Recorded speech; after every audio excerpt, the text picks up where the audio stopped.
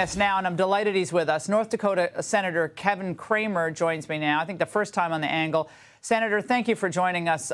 Some breaking news that just came in on the border deal, which kind of plays right into what I was saying about how there'll be new tweaks and there'll be. Okay, so this provision just released by an unknown Senate source. If crossings exceed 8,500 in a single day, DHS would be required to close the border to migrants illegally crossing the border. Now, under the proposal, any migrant who tries to cross the border twice while it is closed would be banned from entering the U.S. for 1 year. First question, Senator, don't they already have the power to close the border to migrants illegally crossing the border? Isn't that the whole point of our immigration laws? Well, the problem, Lauren, thank you for the opportunity to be on. It's my pleasure. Right now, they have the discretion to do that. What, near as I can tell from the language you just showed me, which is the first time I've seen it, they're required. It says that the DHS secretary would be required at 8,500. Now, granted, 8,500 is a way too high a number, but there were several days last month when the border would have been shut down instead of letting, say, 10,000, 12,000 people in. So I guess you could say it's an increment in the right direction, and at least it's a mandate as opposed to the discretion, but it is nonetheless in the right direction. Senator Cramer, if you did a town hall this week in North Dakota and got 500 people to show up just on this issue, and you said, okay, a deal that I'm considering supporting would actually still allow President Biden to wave in millions of migrants over the next year, but we're going to maybe get a few other things on foreign workers and more foreign worker visas and thousands more. What do you think the reaction to the crowd in North Dakota would be? I have a hunch.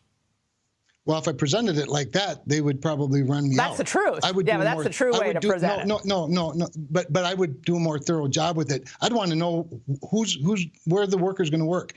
Farm workers, North Dakotans would say, great, we need more of them. Energy workers, wow, we need more of them. Oh, in the medical field, we'd like some more of those. But that's not what this bill is largely about from everything that we've known so far. Not seen text, remember, none of us have seen text. None of the critics have seen text.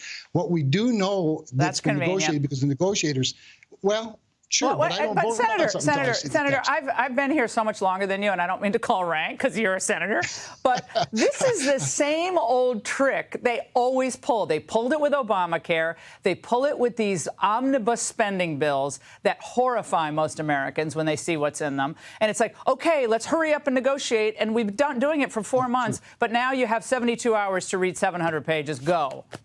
That's no way to legislate. It's a complete and utter scam. And that's what's happening. It certainly is not. It certainly is not, except that nobody's called for the vote. Laura, I don't know how much time we're going to have to make the decision after we actually get to see the text.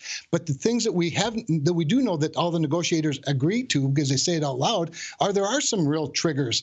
There is expedited removal at the border. They are building an infrastructure that requires people to turn around the same day up to a certain amount, raising the standard for asylum, the credible fear standard, raising that higher, doing away with the broad stroke of everybody being on parole.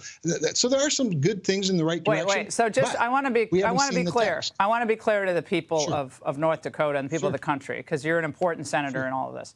And you actually endorsed President Trump, I know, in December, and he's completely against this. He said, wait until I get in there. You don't need all this stuff to do this, right? And he's right about that. But you're saying tonight that given what's happened over the last 3 years, you actually have faith that pieces of paper are going to make Alejandro Mayorkas, who's about to be impeached by the House, or could be impeached by the House, actually enforce these new provisions when he's not enforcing the old ones?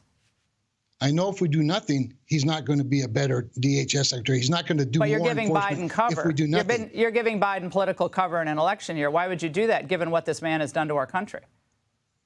Well, listen, I endorsed Donald Trump early this time, and I endorsed him really early the last time. And the only reason I didn't endorse him earlier this time was because my governor was running. Having said all of that, there's no question Donald Trump will use these tools to much greater effect than Joe Biden does.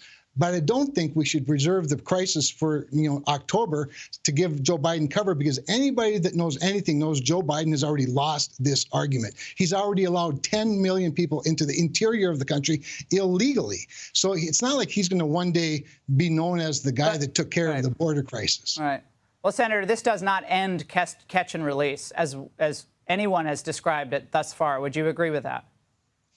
Well, I don't entirely agree with it, because if you raise the standard and you do away with the parole and you turn people away at the border at a much greater number, I will say this to your point, that won't happen tomorrow. They may change the law.